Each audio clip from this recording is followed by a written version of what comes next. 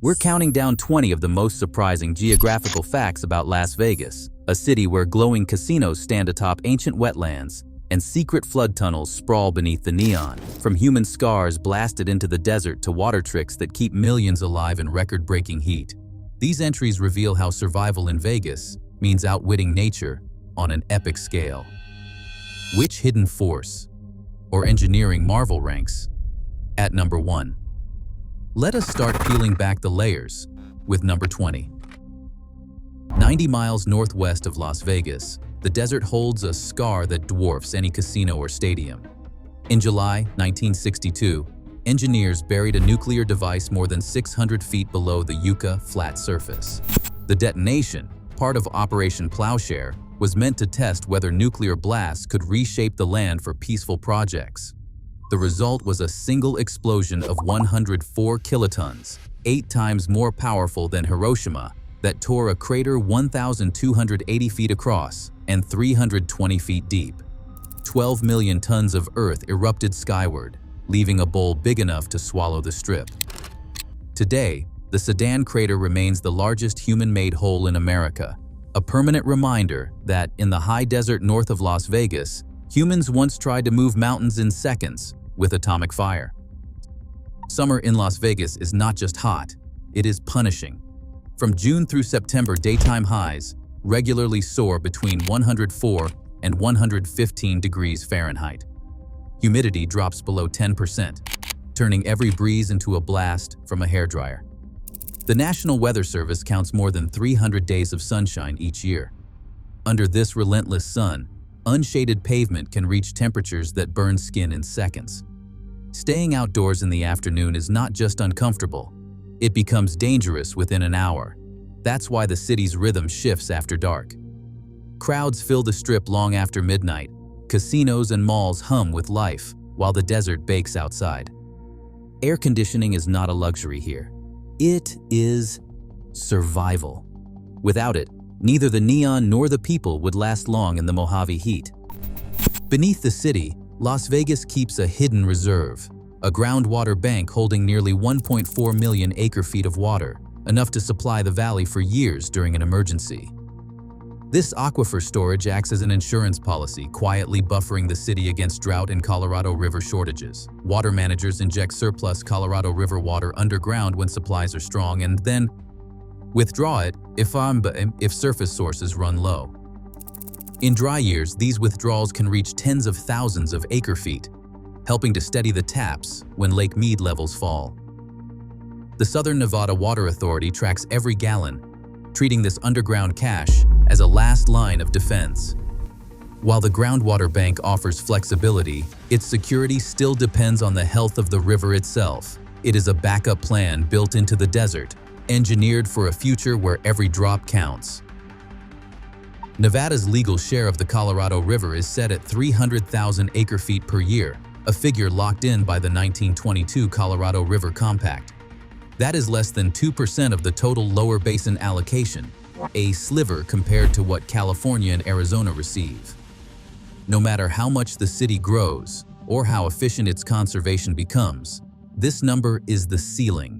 When Lake Mead drops below certain levels, federally mandated shortage tiers trigger automatic cuts, reducing deliveries even further. The Southern Nevada Water Authority tracks every acre-foot, knowing that the state's water future depends on staying within this hard limit. The legal allocation is not just a number on paper, it is the border between survival and shortage for a city built in the desert. Every drop above that cap must be replaced, recycled, or left untapped. Long before neon signs or casino towers, the valley's fate was decided by geography. In 1829, Rafael Rivera, a Mexican scout on the old Spanish Trail, reached a rare patch of green in the heart of the Mojave. Artesian springs bubbled up, feeding grasslands so lush that Rivera called the place Las Vegas, Spanish for the meadows. For travelers crossing 200 miles of harsh desert, this oasis was no accident. The meadows were the only dependable water source between Santa Fe and Los Angeles, a waypoint that shaped every route and settlement that followed. The trail's path was not chosen by chance or convenience. It was dictated by the land itself. Even today, the city's name is a reminder. Las Vegas exists because, in a sea of sand, water once forced the world to stop here. Red Rock Canyon's cliffs are not just a backdrop for photos, they are a geological diary. The Aztec sandstone, formed around 180 million years ago, records the story in bold stripes. Deep red layers owe their color to iron oxide, the same mineral that gives rust its hue. These bands mark ancient sand dunes, sculpted by wind long before the valley knew water or people. Over countless centuries, groundwater seeped through the rock and bleached some sections white with calcium carbonate. Geologists read these color shifts like entries in a logbook, tracing where water once flowed and how the desert changed. Every red and white band is a timestamp, proof that even in the driest corner of Nevada, water shaped the landscape and left clues in stone for anyone who knows how to look. Las Vegas stands on a foundation that is anything but solid. Beneath the casinos and suburbs, the valley is filled with more than 1,000 feet of loose sand, gravel, and clay. Debris was washed down from the surrounding mountains over millions of years. This deep basin fill creates a hidden hazard. The ground itself is slowly sinking. United States Geological Survey satellite data shows parts of the valley have dropped several inches, and in some places more than 1 foot over the past few decades. The cause is groundwater pumping, which compacts the soft sediments below. Engineers and geologists monitor these changes closely because sinking ground can crack roads, tilt buildings, and damage buried pipes. In Las Vegas, the real gamble is not just at the tables. It is building a city on ground that is always on the move. Every resort and high-rise on the Strip stands atop a foundation unlike any other major city in America. Instead of solid bedrock, Las Vegas sits on hundreds of feet of loose sand and gravel, material washed down from the mountains over millions of years. To keep these towers standing, engineers drive piles as deep as 50 to 100 feet, searching for layers dense enough to hold the weight. Construction crews use specialized equipment to hammer steel and concrete shafts through the shifting sediment until they reach something stable. Without these deep supports, the ground would shift and settle beneath the massive casinos, threatening everything above. The Strip's skyline may look permanent, but it is anchored in place by engineering solutions designed for ground that is always ready to move. Las Vegas is famous for its dry desert air, but the city faces a hidden threat that surprises most newcomers. On average, just 4.2 inches of rain fall here each year, less than many deserts around the world. Yet when storms hit, the results can be deadly. The valley's soil is baked so hard that water runs off like it is hitting concrete, racing downhill instead of soaking in. Monsoon bursts can drop 1 or 2 inches of rain in an hour, overwhelming streets and storm drains. In July 1999, a single thunderstorm unleashed torrents across the city. Within hours, flash floods swept through neighborhoods and casino parking lots, killing 2 people and causing $20 million in damage. Cars floated down major roads, and rescuers raced to pull stranded drivers from rising water. In Las Vegas, the driest city in America, a place of sun and neon can become a flood zone in minutes. Hidden beneath the casinos and streets of Las Vegas, an unseen network stretches for more than 600 miles. This massive system of storm drains and flood channels, managed by the Clark County Regional Flood Control District, was built to protect the city from floods that can arrive with almost no warning. Some tunnels are wide enough to drive a truck through, and some run directly under the Strip's neon towers and bustling sidewalks. Engineers designed this underground maze to handle so-called 100-year storms, downpours fierce enough to overwhelm the desert's hard ground and send torrents rushing through the valley. While most visitors never notice, this concrete labyrinth is the silent guardian of the surface city, quietly diverting danger out of sight. Without it, a single summer storm could turn the world's brightest playground into a river overnight. Inside nearly every building in Las Vegas, water follows a one-way path into an almost closed loop. About 90% of all indoor water, including showers, sinks, and dishwashers, does not just disappear after swirling down the drain.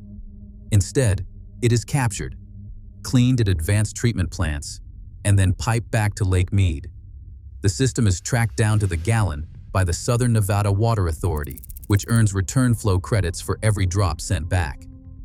Those credits allow the city to withdraw an equivalent amount from the reservoir, effectively turning indoor water use into a reusable resource.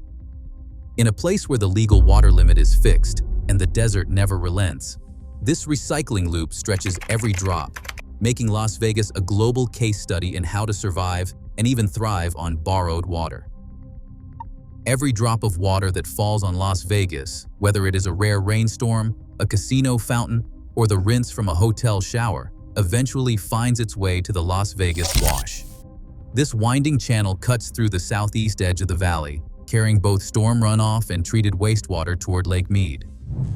The Wash is not just a local drainage ditch, it is the city's only natural exit, linking the entire valley to the Colorado River system. Water that leaves through the Wash joins a supply claimed by 7 states and Mexico, governed by compacts and treaties stretching back to 1922.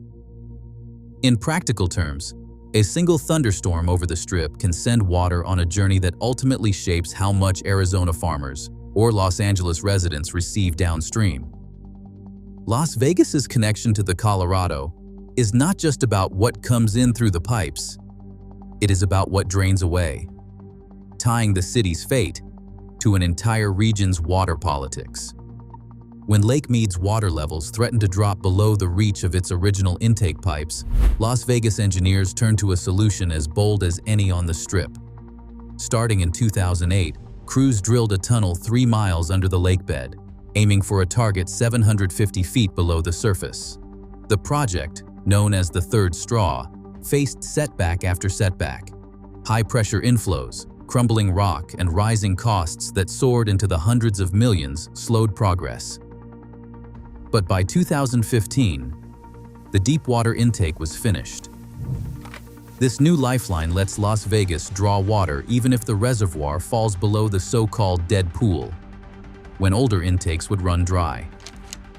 Massive pumps now haul water up from depths no city in North America has ever relied on before. For Las Vegas, the Third Straw is more than a backup. It is the last defense against a future where the taps could stop running. Las Vegas has pulled off a feat that few desert cities can claim. Since 2002, while the population nearly doubled, per capita water use dropped by about 40%. The Southern Nevada Water Authority led one of the most aggressive conservation campaigns in the country, targeting everything from household fixtures to the city's famous lawns. Over 200 million square feet of grass, enough to cover more than 3,400 football fields, have been ripped out and replaced with desert landscaping. Rebates and restrictions made turf a rarity, not a norm. Nearly every indoor drop that hits a drain is cleaned and recycled, stretching the region's limited supply. Hydrologists from around the world study Las Vegas as a model for surviving with less. But the paradox remains.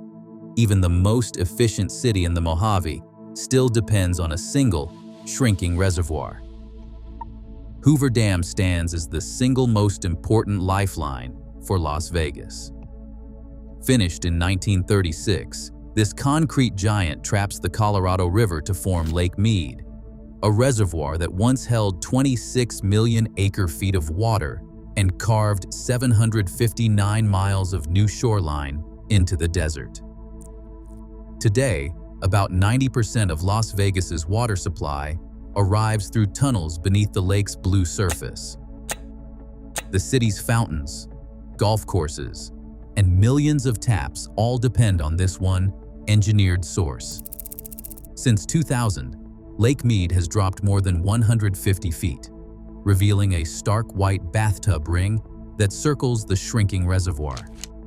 The Bureau of Reclamation tracks every foot of decline, knowing that the future of Las Vegas is tied to the fate of a single, man-made lake in the Mojave Desert. For more than 10,000 years, clear water bubbled up from the ground near what is now downtown Las Vegas. These springs created a true oasis, lush meadows and cottonwood groves in the heart of the Mojave. Early photographs show open water and wetlands where the city first took root. But as the 20th century unfolded, wells and pumps drew ever more water to fuel growth. By 1962, the water table had dropped over 300 feet, and the springs that defined Las Vegas stopped flowing at the surface for the first time in millennia. The original oasis vanished within a single human lifetime. Today, the 180-acre Springs Preserve stands where the water once rose, part museum and part memorial to the lost heart of the valley. The city that once depended on these springs now survives only because of imported water, its birthright consumed. Its origin story preserved behind glass. 500,000 years ago, the Las Vegas Valley was a place of water and life. Thick layers of white sediment, exposed today in the Tule Springs fossil beds, record a world shaped by springs and marshes. From 573,000 to about 8,500 years ago, groundwater surged up to form vast wetlands, marshes, meadows, and streams that covered the valley floor. These weren't shallow lakes, but a shifting mosaic of green corridors, expanding and shrinking as the climate changed. Fossils buried in these deposits tell of mammoths, giant ground sloths, camels, horses, and dire wolves roaming where casinos now stand. Ancient pollen and plant remains reveal cypress, willow, and grasslands, a far cry from today's creosote and cactus. Scientists call this the best continuous record of groundwater-fed wetlands anywhere on Earth. Beneath the neon, Las Vegas sits atop the grave of a vanished oasis, its deep past written in stone and bone. Most visitors never realize the world-famous Strip is not actually in the city of Las Vegas. The neon corridor that draws millions of visitors sits almost entirely in unincorporated Clark County, inside the towns of Paradise and Winchester. This is not just a technicality. It is the legacy of a 1950s power struggle. As casinos boomed south of downtown, city leaders tried to annex the lucrative resort corridor. Casino owners and county officials pushed back, fearing higher city taxes and tighter regulations. Clark County responded by drawing a new map, carving out Paradise and Winchester to keep the Strip and its revenue outside city limits. Today, icons like Bellagio, Caesar's Palace, and MGM Grand are all legally in Paradise, not Las Vegas. Billions of dollars in gaming and hotel taxes flow to the county, while the city that gave its name to the brand gets only a fraction. On paper, there are two Las Vegases, the historic city to the north, and the global brand built on a legal loophole. Most visitors never think about earthquakes in Las Vegas, but the ground beneath the city tells a different story. Nevada ranks as the third most seismically active state in the country, recording more than 15,000 earthquakes every year. Most are too small to feel, but the risk is far from theoretical. According to the USGS, there is a 10 to 20% chance that Las Vegas will experience a magnitude 6.0 or greater earthquake within the next 50 years. The valley sits atop a web of faults, including the Frenchman Mountain and Eglinton faults, capable of producing powerful shaking. In 1992, the Little Skull Mountain earthquake, centered 65 miles away, cracked walls and broke pipes in several casinos. Engineers quietly factor this threat into every new tower and resort, but the hazard rarely appears in tourism brochures. In Las Vegas, the real gamble isn't always on the casino floor, it is in the ground itself. West of the city, the Spring Mountains explode from the desert floor, rising nearly 10,000 feet in less than 20 miles. Charleston Peak tops out at 11,916 feet, 10 times the height of the Stratosphere Tower, the tallest building on the Strip. In winter, these slopes are buried under 120 inches of snow, while the valley below might not see 4 inches of rain all year. The mountains block moist Pacific air, creating a rain shadow that keeps Las Vegas dry. Here, human ambition is dwarfed by geologic scale, a city of lights built in the shadow of ancient stone. Across all 20 facts, one pattern stands out. Las Vegas is defined by extremes: brutal desert heat, vanishing water, towering mountains, and human ingenuity constantly adapting to an unforgiving landscape. Every casino, tunnel, and suburb is a negotiation with nature's volatility. Geography here is not just background, it is the ultimate dealer. In the end, survival in Las Vegas means never forgetting what is beneath the neon.